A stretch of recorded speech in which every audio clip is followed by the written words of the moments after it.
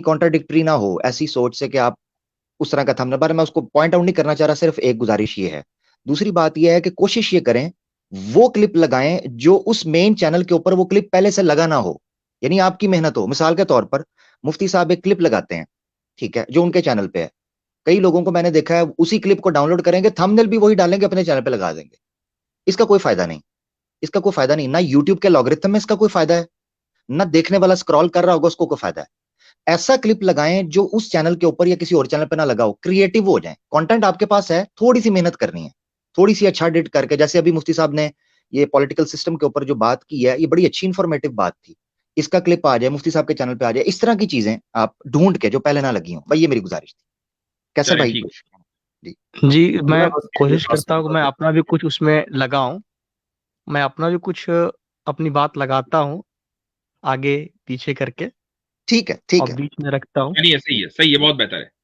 और बिल्कुल कैसर भाई, अलग आपकी तरफ से थंबनेल इजाजत है लगाता या हूँ कुछ शर्तें? अलग नाम से। हाँ कैसर भाई, अलग थंबनेल कैसर, भी लगाता हूँ, अलग अलग नाम से, एकदम बिल्कुल चले ठीक हटके। हो ठीक है, गया। ठीक है, मेरी तरफ से कोई मसला नहीं है। आमिर भाई की शर्तें आ गई हैं। कैसर भाई, आपकी तरफ से कोई शर्त है?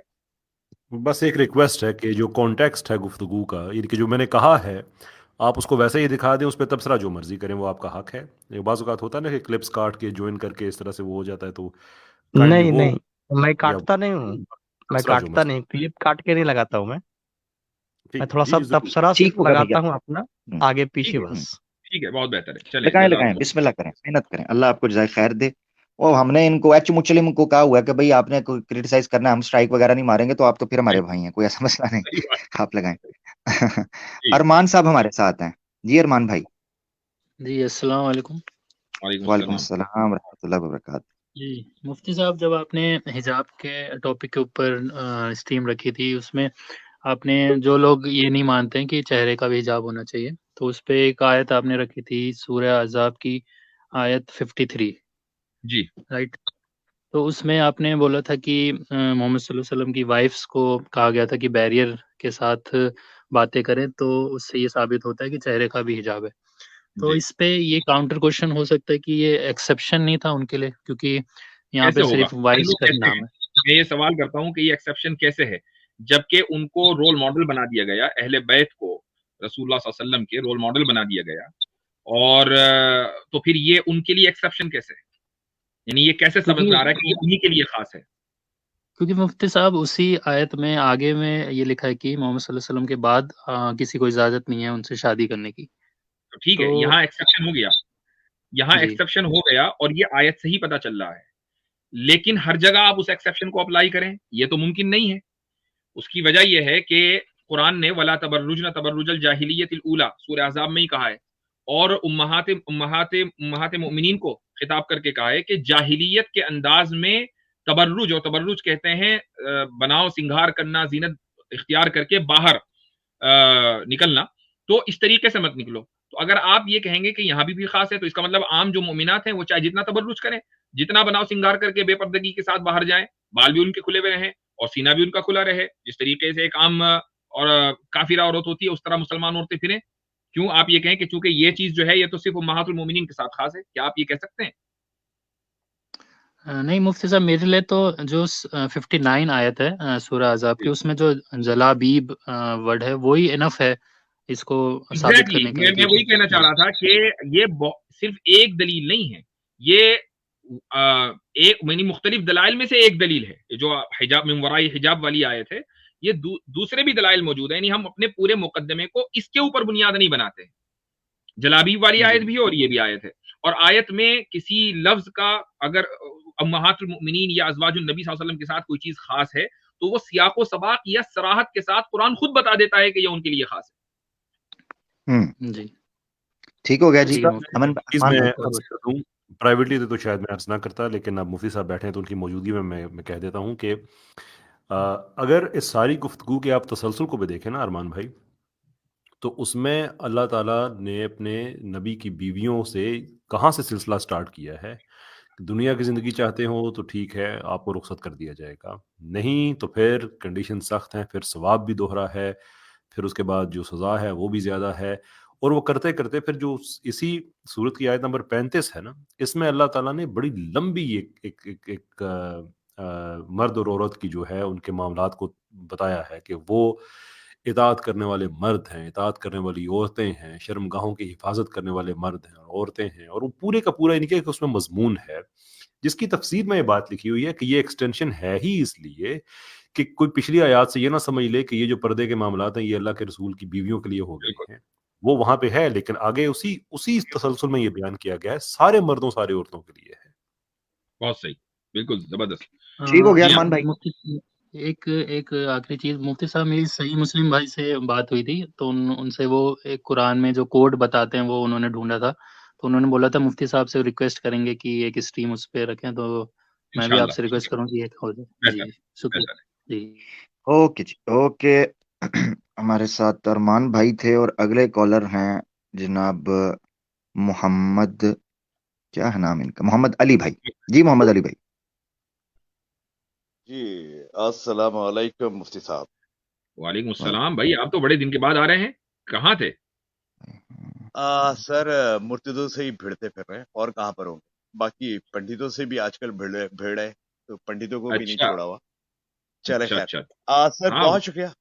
यहाँ पे मैं फरमाइए। आपके साथ इस्लामिक पॉइंट ऑफ व्यू से डिस्कस करने आया हूँ, एक इस्लामिक थ्योरी को समझने के लिए आया हूँ। यहाँ पे मैं इंडिया जी पाकिस्तान नहीं करूँगा, मगर ताल्लुक जो है वो शायद ऐसा बन जाए। तो ओके, इसको बिल्कुल इस्लामिक पॉइंट ऑफ व्यू से लीजिएगा और मुझे क्लियर आंसर दीजिएगा, क्योंकि आप भी माशाल्लाह मुझे देवबंद से मुझे ही ये हक दीजिएगा कि अगर मैं उसको डिक्लाइन करना चाहूँ तो डिक्लाइन कर दूं। बिल्कुल सर, बिल्कुल सर। देवबंद अल हिंद से आप भी यानी कि उनसे वाबस्ता रहे हैं, उनके सिस्टम से। तो सर ये बताएं, देखिए मुझे फ़ख्र है कि मैं माइग्रेटेड मैं फैमिली से बिलॉन्ग करता हूँ और अल्हम्दुलिल्लाह मैं एक मुसलमान मुल्क में अपने अकायद के हिसाब से मैं आज़ादी के साथ अपनी क्या नाम इबादत को अंजाम देता हूँ। मुझे कोई पाबंदी नहीं है। अच्छा, अब बात आ गई यहाँ पे कि हम इंडिया में देख रहे हैं कि वहाँ पे कुछ थोड़ी बहुत प्रॉब्लम नज़र आती हैं। खैर, अब ये आता है कि क्या नाम जो इंडियन मुसलमान हैं वो बड़े फ़ख्र के साथ वहाँ का नेशनल एंथम भी पढ़ते हैं। तो डेफ़िनेटली नेशनल एंथम पढ़ना उनके लिए फ़ख्र की बात होगी। यकीनन आपके लिए भी फ़ख्र की बात होगी कि आप इंडियन हो और इंडिया का नेशनल एंथम पढ़ोगे, तो आपके लिए एक फ़ख्र की बात है। जैसे लिए मेरे लिए पाकिस्तान का नेशनल एंथम मेरे लिए फ़ख्र की बात है। तो सर यहाँ पे ये है कि देवबंद अल हिंद ने इसके लिए एक फ़तवा दिया हुआ है कि इसके अंदर इसका जो वंदे मातरम का जो तर्जुमा करा है, तो उसके अंदर कहीं पूजा का ज़िक्र है। ये आपको भी मालूम होगा, इन्होंने 13 अगस्त 2017 को अपनी वेबसाइट के ऊपर एक फ़तवा दिया ठीक हुआ है ठीक है है देवबंद ठीक है अल हिंद ने। तो ठीक है। कहने का मकसद है कि मुसलमान जो इंडिया का मुसलमान है, तो वो वाक़ई क्या फ़ख्र के साथ ही यानी कि नेशनल एंथम पढ़ता होगा? Sir please continue. नहीं, आपके सवाल का जवाब ये है कि आपका सवाल दुरुस्त नहीं है और उसकी वजह ये है कि नेशनल एंथम जो है वो वंदे मातरम नहीं है, बल्कि जन गण मन है, जो रविंद्रनाथ टैगोर का लिखा हुआ है। और जनगण मन पढ़ने पर कोई फतवा दारुल देवबंद ने नहीं दिया है। वंदे मातरम के ऊपर, वंदे मातरम नेशनल एंथम नहीं है बल्कि नेशनल सॉन्ग है, और उसके ऊपर दारुल देवबंद ही क्या सारे जितने भी उलमा है सबका फतवा है, और हम उसको पढ़ना शिर्क समझते हैं। और कोई भी मुसलमान जो उसको फख्र से पढ़ेगा, हम उसको समझते हैं कि उसने कुफरिया और शिरकिया अमल किया है। बिल्कुल वाज़ेह हमारा पॉइंट ऑफ व्यू है, और आज से नहीं है, आजादी से पहले से है। यानी जिस जमाने में आजादी का स्ट्रगल चल रहा था और हिंदू मुस्लिम मिलकर स्ट्रगल चला रहे थे, स्पेशली आफ्टर 1920s, तो उस वक्त कांग्रेस के जो जलसे होते थे जिसमें मोहम्मद अली जिन्ना भी शिरकत करते थे और मौलाना आजाद भी शिरकत करते थे और दीगर उलमा भी शिरकत करते थे, उनमें हजरत मदनी भी थे वगैरह वगैरह, ये हजरात, तो इनकी रियायत में इन्होंने वाज़ेह तौर से मौक़िफ़ इख्तियार किया था कि वंदे मातरम नहीं गाया जाएगा। लिहाजा वंदे मातरम उन आजादी के जलसों में नहीं गाया जाता था, इल्ला ये कि वो एक्सक्लूसिवली हिंदू कम्युनिटी के जलसा हो तो ठीक है, उनको गाना है वो गाएं, वो उनका है, लेकिन वो किसी को मजबूर नहीं कर सकते। इसी तरीके से इंडिया में by law, bye constitution Vande Mataram गाने पर मजबूर नहीं किया जा सकता। नेशनल एंथम में कोई प्रॉब्लम नहीं। वेल अच्छा, मैं बिल्कुल क्लियर आपने मैं ये जरूर कहना चाहता हूँ, कमेंट में जो लोग पाकिस्तान इंडिया, ये सवाल है सिर्फ, उन्होंने पहले कहा है कि ये ना करें, उनका एक जनरल नॉलेज के लिए सवाल है, वो पूछ रहे हैं, तो कमेंट्स के अंदर कोई पाकिस्तान इंडिया ना करें, हम सब मुसलमान हैं, नहीं, नहीं, ठीक है ना, बड़ी जी, गुजारिश बिल्कुल है। सर, यहाँ पे कोई इंडिया पा अच्छा बिल्कुल सर, आपने बहुत अच्छा क्लियर करा कि वंदे मातरम ये नेशनल सॉन्ग नहीं नेशनल एंथम नहीं है, नेशनल सॉन्ग है। बिल्कुल सर। जी सर एक बस मैं बिल्कुल आपने क्लैरिफिकेशन दी, बिल्कुल सुन के बहुत अच्छा लगा, और मेरी भी आपने तस्हीह करी, ये भी बहुत अच्छा लगा मुझे। अब मेरी जो थी उसकी तस्हीह हो गई है। बस मैं आखिर में ये कहूँगा कि असदुद्दीन अवैसी साहब की मेरे ख्याल है कि 3 से ज़्यादा ऐसी ऑडियो और वीडियो सॉन्ग्स पड़े हुए हैं, उनको रहने सॉरी दीजिए, उनको रहने दीजिए, मोहम्मद अली वेल साहब उनको वेल रहने दीजिए, ये एक पॉलिटिकल वेल मसला हो जाएगा। Well I well don't want to get involve in thank you sir, politics. जी thank you sir, thank you, अच्छा, थैंक ये यू। सिस्टर रीना आना चाह रही हैं, आमिर भाई जरा उनको ले लीजिए। चले मैं जगह बना देता हूँ। ठीक हो गया अली भाई? ओके जी। जी भाई अच्छा अगले स्टेज खाली कर दी। हाँ अलीना सिस्टर आप आप ज्वाइन कर सकती हैं, अभी जगह है। ठीक है, 1 मिनट मैं जगह बना देता हूँ अलीना सिस्टर के लिए। हम कॉलर को ले लेते हैं। आकिब भाई हमारे साथ हैं, आकिब भाई बात कर आकिब है, सकते हैं। उसके बाद इंडियन है कोई, तो जी भाई। जी जी। अस्सलाम वालेकुम वरहमतुल्लाहि इस्लाम वबरकातुहू। जी मुफ्ती साहब, मैं हिंदुस्तानी से हूँ। जी, थोड़ा जोर से बोलिए। हेलो, आवाज़ आ रही है? जी थोड़ा जोर से बोलिए, हल्की आ रही है। जी फरमाइए। जी मैं ये कहना चाहता हूँ, वो कश्मीरी भाई आए थे जो उस पर बात कर रहे थे कि अल्लाह के इल्म के बारे में, बारिश के लिहाज से। जी जी जी तो मैं सूरह बकरा की आयत 255 जो है, आयतुल कुर्सी, जी उसमें जो आयत में जो जिक्र है, औज़ु बिल्लाहि मिनश शैतानिर रजीम, बिस्मिल्लाहिर रहमानिर रहीम, वला युहीतूना बिशैइन मिन इल्मिही इल्ला बिमा शाअ, कि लोग अल्लाह के इल्म का अहाता नहीं कर सकते जब तक अल्लाह खुद ना चाह ले। जी तो ये वही बात है जो रिलेटेड है उससे कि बारिश का इल्म कैसे हो जाता है। जी जी जी अच्छा ठीक मुफ्ती है। साहब, एक सवाल जी और था मेरा। जी जो अबू तालिब थे, हेलो, जी जी बोलिए बोलिए, जल्दी जल्दी बोलें। जी सॉरी, जो अबू तालिब थे, उन्होंने जी जो क्या बोलते उसको, डिज़ाइन से नाम निकल रहा है, कुआं, मक्के में जो आब ज़मज़म में जो कुआं है, उसको खोदा था। जब उन्हें अल्लाह की तरफ से ख्वाब आया था कि कुआं खोदना है। तो मेरा सवाल है कि उससे पहले मक्के के लोग पानी पीने के लिए, इस्तेमाल करने के लिए कैसे इस्तेमाल करते थे? मैं नहीं समझता कि अबू तालिब की तरफ ये बात सही मंसूब है। जी मेरे ख्याल से ये बात अबू तालिब से भी पहले शायद हाशिम जो थे उनकी तरफ ये मंसूब है कि वो, लेकिन बहरहाल है ये वाक्य मुझे याद है। किसकी तरफ? आपकी तरफ शोर बहुत है, थोड़ा सा मैं इसको माइक म्यूट कर लें। हाँ जी जी जी, फिलहाल ये जिसकी तरफ भी मंसूब है या कहीं ना कहीं वाक्य मिल जाएगा। अबू तालिब की तरफ तो ये मंसूब नहीं है, उनसे पहले है। तो वो कुआं खुश्क हो गया था, ये आप कह सकते हैं। ऐसा नहीं है कि वो कुआं नहीं था। वो वाकया मिलता है कि हजरत इस्माइल अलैहिस्सलाम जब यहाँ आए अपनी वालदा के साथ, तो उस वक्त फिर चश्मा जारी हुआ। लेकिन ये ऐसा हो सकता है कि मरूर ज़माना से ज़माना गुजरता गया और किसी वजह से वो कुआं खुश्क हो गया, या चूंकि रेगिस्तान है तो वो दब गया, तो इसकी वजह से उसकी उसकी दोबारा खुदाई की जरूरत पड़ी। तो ऐसा मुमकिन है।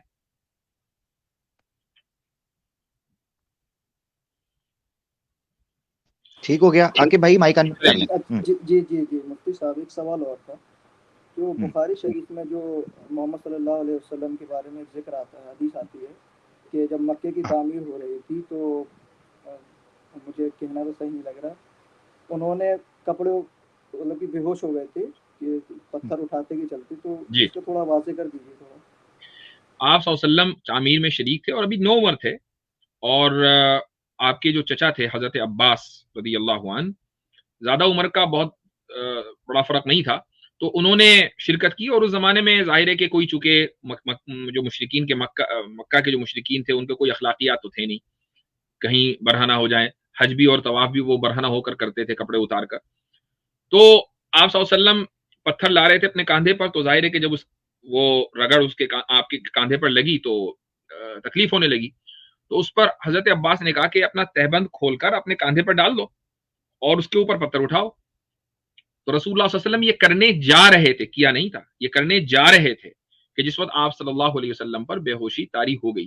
क्योंकि अल्लाह सुब्हानहू व तआला कभी ये नहीं चाहता कि रसूल, कोई भी रसूल हो, चाहे रसूल अकरम सल्लल्लाहु अलैहि वसल्लम हो या दीगर अंबिया और रसूल हो, वो अपनी जिंदगी में कोई ऐसा काम करें कि जो खिलाफ मुरुवत हो।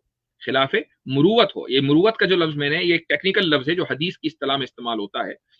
और इस इस्तिलाह का मतलब ये है कि उर्फी एतबार से अगर कोई चीज जरा लो दर्जे की समझी जाए, चाहे वो जायज हो फी नफ्सी ही, अगर कोई आदमी ये करता है तो वो अपनी सकाहत और अपनी क्रेडिबिलिटी खो देता है। ऐसे मुहद्दिस की हदीस भी काबिल कबूल नहीं है कि जो खिलाफ मुरूवत काम करे। तो फिर नबी तो सबसे ज्यादा सिका और क्रेडिबल होता है, तो वो कैसे खिलाफ मुरूवत काम कर सकता है? तो इसलिए अल्लाह ताला की तरफ से ये इंतजाम हुआ और आप सल्लल्लाहु अलैहि वसल्लम से जिंदगी में कभी ऐसा अमल कभी सादिर नहीं हुआ। ये उस वाकये का मतलब है। तो ठीक है, अगले कॉलर को ले लेते हैं जी। सिस्टर अलीना। ठीक, बहुत शुक्रिया दीप भाई। अलीना सिस्टर आई हैं, उनसे सुन लेते हैं जी। अहलन सिस्टर। अस्सलाम वालेकुम व रहमतुल्लाहि व बरकातुहू। वालेकुम अस्सलाम। आप स्वयं खुद प्रकट हुई हैं तो यकीनन कोई ना कोई ऐसा प्रश्न हो, असंभव किस्म का प्रश्न होगा जी। प्रेशर में जो है वो प्रेशर भी बहुत है, और वो मेरा तो खुद मुफ्ती साहब से रब्ता है तो मैं डायरेक्ट भी सवाल कर सकती थी, लेकिन अब ये है कि मैं जिस तरह ख़वातीन के मसाइल सुन रही हूँ और उनको लगता है कि मैं मुफ्ती साहब के कांटेक्ट में हूँ, तो मेरे लिए आसानी है उनके सवाल जो है मुफ्ती साहब तक पहुँचाने के लिए। और अब जैसे हम जान रहे हैं कि काफ़ी सारी मुसलमान जो पहले नॉन मुस्लिम थी अब मुसलमान हो रही हैं, और बहुत तेज़ी से ख़वातीन जो हैं इस्लाम की तरफ आ रही हैं। मेरा भी जिस कम्युनिटी से ताल्लुक़ है वहाँ पर अब काफ़ी सारी औरतों ने जब इस्लाम कबूल कर लिया है तो उनके 2-3 क्वेश्चंस ऐसे हैं जो इमोशनल है। पहले तो ये कि वो अगर उनके हस्बैंड इस्लाम कबूल नहीं कर रहे, तो इस्लाम क्या कहता है? क्या वो उनके साथ रहें? कब तक मौका दें? कितना अरसा उनके साथ जो ताल्लुक हो वो किस तरह का हो, किस नौइयत का हो? और उनको जो मुश्किलात पेश आ रही हैं इबादत से रिलेटेड, तो क्या अगर कोई रास्ता नहीं मिलता और प्रेशर इस तरह है कि इबादत भी नहीं कर पा रही, तो सॉल्यूशन क्या देंगे? और ये एक क्वेश्चन अभी एक बहन ने बहुत रो के मुझसे कहा है कि अगर मुझे मुफ्ती साहब जवाब दे देंगे तो मेरे दिल को तसल्ली हो जाएगी। तो सिर्फ उनकी तसल्ली के लिए मैं मुफ्ती साहब से ये सवाल रखना चाह रही हूँ। अच्छा मुफ्ती साहब, इससे पहले आप जवाब दें, मुफ्ती साहब मैं मादर चाहता हूँ, ये नीचे कमेंट है, मेरी राय मंसूब की जा रही है, मैंने कोई राय नहीं दी। कह रहे हैं जी आमिर भाई की राय वोट को शिरक मानती है। जज़ाकल्लाह खैर आमिर भाई, लो जी फटाफट फतवा मेरी तरफ से, मैंने ऐसी कोई बात ही नहीं की। बहुत शुक्रिया हाँ, जी। असल में देखिए यही चीज है, मैं हमेशा कहता हूँ कि इख्तिलाफ राय हो सकता है। जो लोग वोट को शिर्क कह रहे हैं, हम उनको ये नहीं कह रहे हैं कि आपने दीन में तहरीफ कर दी, ठीक है, वो आपका अपना ख्याल है। यही मैं दूसरों से कहता हूं कि लिहाजा उन उलमा को मुशरिक ना कहें जो ये कहते हैं कि वोट देना जायज है। ये बहुत अहम पॉइंट है, और मैं समझता हूं कि हमारे जो नौजवान हैं, ऐसे बहुत से नौजवान हैं हर मुल्क में पाए जाते हैं कि वो एक खास नजरिए के कायल होते हैं, और उस नजरिए को जो नहीं मानता तो फौरन वो उसके खिलाफ खड़े हो जाते हैं। ये नहीं देखते कि वो सामने वाला कितना वो इल्म रखता है या नहीं रखता, इससे रिगार्डलेस वो उसके खिलाफ फतवेबाजी शुरू कर देते हैं। तो ये एक गलत रवैया है। आप हजरात को, खुसूसन नौजवानों को मैं कहूंगा कि ये सोचना चाहिए कि आप अपनी इल्म की हुदूद में रहें। तो बहरहाल सिस्टर अलीना, आपका जो सवाल है वो बहुत इंपॉर्टेंट सवाल है, और बहुत सी खवातीन को ये मसला पेश आता है और आता रहेगा। देखें, कुरान करीम की सूरह मुमतहिना में ये मसला उठा है, और उस जमाने में रसूल अकरम सल्लल्लाहु अलैहि वसल्लम, सुलह हुदैबिया के बाद का वाकया है कि भाई सुलह में ये तय था कि जो भी आएगा, और रजुल का लफ्ज है, अगर मक्का से इस्लाम कबूल करके मदीना आ जाए तो मदीने वालों को वापस करना पड़ेगा। अब हुआ ये कि कुछ खवातीन आने लगी, तो मक्के वालों की तरफ से प्रेशर पड़ा कि इन खवातीन को भी वापस भेजो। तो आप सल्लल्लाहु अलैहि वसल्लम ने की तरफ से जब जवाब आया वो ये कि जो मुआहिदा हुआ था उसमें रजुल का लफ्ज है, मर्द का लफ्ज है, उसमें खवातीन का लफ्ज है ही नहीं। ये जो मुआहिदा है ये खवातीन को इंक्लूड नहीं करता, लिहाजा हम खवातीन को वापस नहीं भेजेंगे। और उन खवातीन को जो इस्लाम कबूल करके मक्का आ रही थी, ये उनके बारे में तय हुआ कि इनका निकाह चूंकि टूट गया है इस्लाम कबूल करने की वजह से, और इनके जो शौहर हैं वो कुफ्फार हैं, लिहाजा निकाह टूट गया। निकाह टूटने के बाद अब उनके सेटलमेंट का इंतजाम होना है, तो मदीने में वो कुछ वक्त गुजारेंगी, अपनी इद्दत पूरी करेंगे, और उसके बाद किसी मुसलमान के साथ उनका निकाह होगा। ये तरीका जो है किया गया, और जो मुसलमान उनसे निकाह करेंगे उनकी ये जिम्मेदारी थी कि जो महर की रकम उनके साबिका शौहरों ने तय की है ये अदा करेंगे, ताकि उसके ऊपर भी कोई जुल्म ना हो। जो काफिर है वो उसका महर जो है वो उसको वापस मिल जाए कि लो भाई पकड़ो अपने पैसे। तो इस्लाम का बिल्कुल वाज़ेह मौक़िफ़ है। मुझे ये मालूम है कि एक बड़े स्कॉलर जिनका भी इंतकाल हुआ है, शेख यूसुफ अल-क़ज़ावी रहिमहुल्लाह, उनकी राय थोड़ी सी मुख्तलिफ है, लेकिन मैं निहायत एहतराम के साथ उनकी इस राय से इख्तिलाफ करते हुए यही कहना चाहूंगा कि जब मजहब बदल जाता है तो निकाह टूट जाता है। यानी अगर औरत इस्लाम कबूल कर ले और मर्द उसका काफिर ही रहे तो अब वो अपने निकाह में नहीं है। लेकिन ये जो इस्लाम कबूल करने वाला मसला है ना, ये कुर्बानी मांगता है। यहाँ से मर्द का भी इम्तिहान शुरू होता है और औरत का भी इम्तिहान शुरू होता है।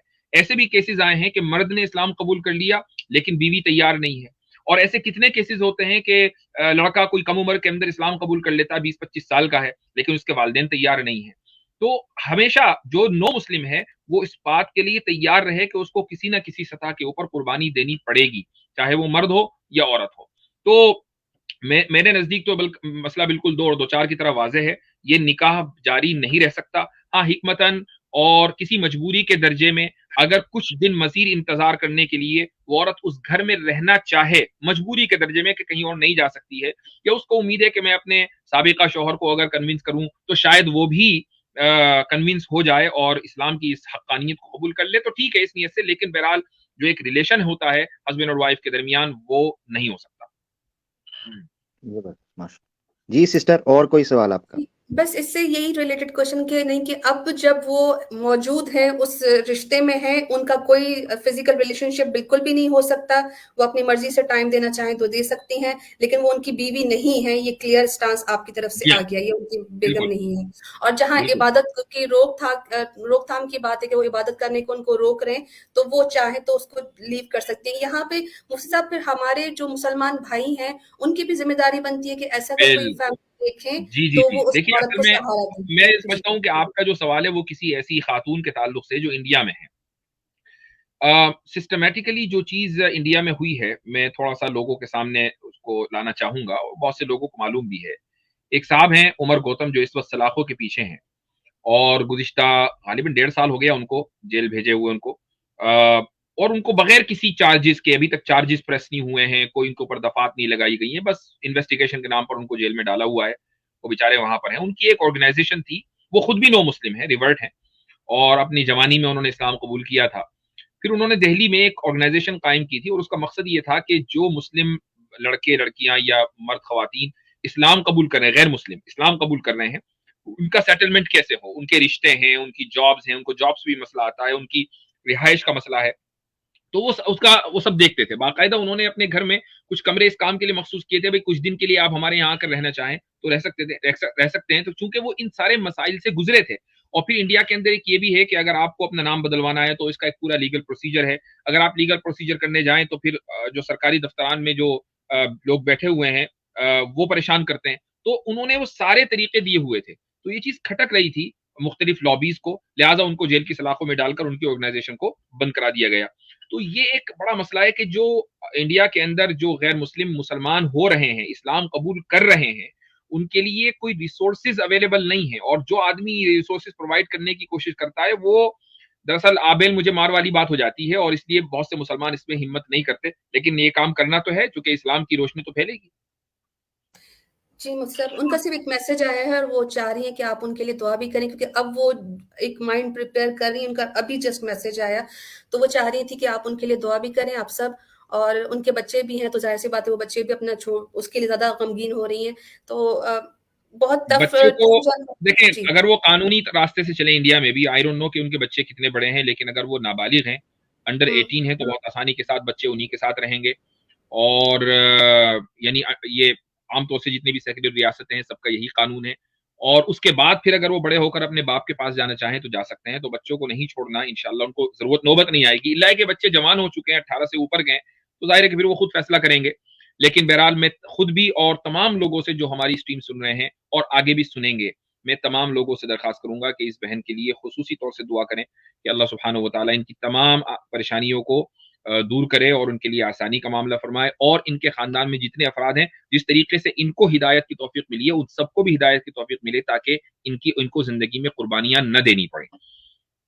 आमीन सुम्मा आमीन, जज़ाकल्लाह खैरन। मुफ्ती साहब, बस ये है कि इसमें हमें थोड़ा-सा देखना पड़ेगा कि हमारे इर्द-गिर्द अगर ऐसा कोई केस है, क्योंकि फाइनेंशियली ही ज़्यादा प्रॉब्लम्स आती हैं औरतों को, और ख़ासकर वो जो पढ़ी-लिखी नहीं है, तो हमारे जो भाई हैं, जो थोड़ा इस्तात रखते हैं, वो अपने इर्द-गिर्द, अपने पड़ोस-अड़ोस में देखें कि ऐसा कोई केस हो तो उनकी ज़रूर हेल्प करें, और जो हमारे पास केस आते हैं मैं ये भी इंशाअल्लाह मशवरा दूंगा कि अगर किसी तरह अपने इलाके में अगर कुछ मोतबर मुसलमान हैं जिनके ऊपर ये एतमाद कर सकती हैं, चाहे वो उलमा की जमात से हों, जमीयत उलमा की मुख्तलिफ शाखें मुख्तलिफ शहरों में हैं, जमात इस्लामी की अलग-अलग शाखें शहरों में हैं, तो वो इन ऑर्गेनाइजेशन से ज़रूर रब्ता करें।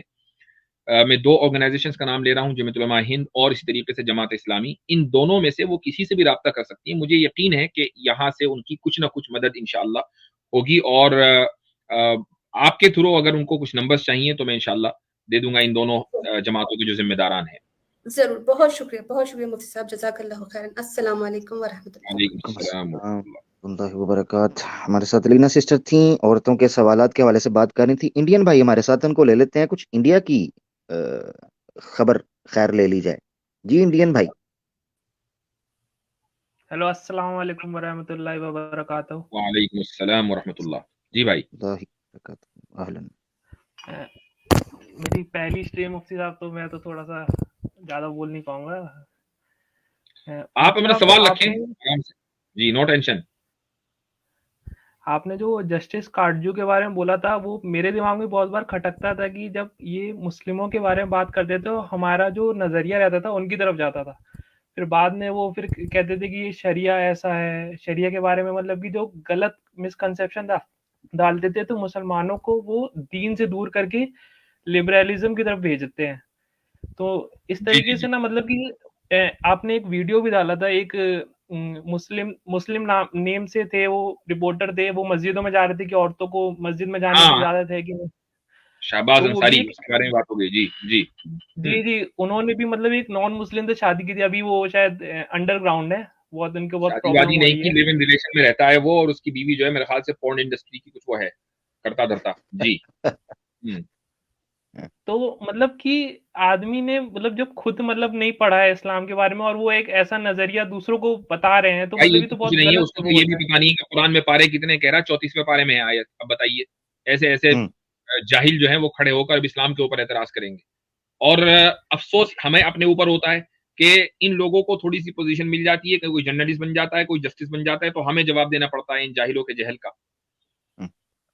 और मुफ्ती साहब, एक चीज और कहनी थी मुझे कि जो एक्स मुस्लिम की जो चीजें चल रही हैं, ये तो पहले से ही चल रही थी। पहले तो जब न्यूज चैनल में आते थे तो एक लिबरल मुस्लिम करके आते थे, जैसे रिजवान अहमद हो गए, और भी बहुत सी मुस्लिम थी, मैं नाम नहीं लेना चाहता उन लोगों का, लेकिन वो लोग इस तरीके से इस्लाम को प्रेजेंट करते थे कि जो इस्लाम है ही नहीं, मतलब कि एकदम लिबरल है, मतलब कि सब कुछ है, आजादी है वोमेन्स को, मतलब कि आप लोग जो है वो दबा रहे हैं, मतलब एक तरीके से एक जी सोच दिखाते थे हम लोगों को। अंबर नाम की एक खातून है, वो भी है, उसने भी अपना चैनल बनाया। अच्छा, हम जैसे लोगों से नहीं बात करते ये लोग।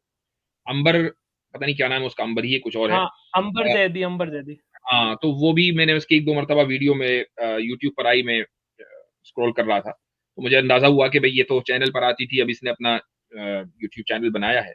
और वही साजिद रशीदी को बुला लिया। भाई तुम सबको पता है साजिद रशीदी को कुछ नहीं आता, मैं तो वाज़ेह तौर से नाम लेकर बोलता हूँ, उस आदमी का कुछ नहीं आता। आप उसको इसलिए बुलाते हैं ताकि आपको पता हो कि ये सॉफ्ट टारगेट है, इसको ले लो, इसको पेल देंगे। ये चीज जो है जहन में रहती है। तो हमसे कभी राब्ता नहीं करेंगे कि भाई हमें बात करनी है। हमारे चैनल खुले हुए हैं, आए, जिस आप लोग आए हैं जिस तरीके से, इस तरीके से आए। आपको स्पेशल रेड कारपेट अगर डालना है, हम वो भी डाल देंगे। हमारे सामने तो आता ही नहीं कोई, हमें तो शिकायत ही इस चीज की है। और मुफ्ती साहब, इससे क्या होता है ना कि मतलब जैसे हम जैसे जो मुस्लिम है, जो मतलब नमाज रोजे से हैं, तो उन लोगों का बहुत एक ऐसा माइंडसेट बन जाता है कि मतलब कि क्या हम ही लोग गलत है, क्या बाकी सब सही हैं, तो दूसरों की तरफ ऐसे मतलब एक तरीके से हमारी तरफ एक दायरा बना रहे हैं।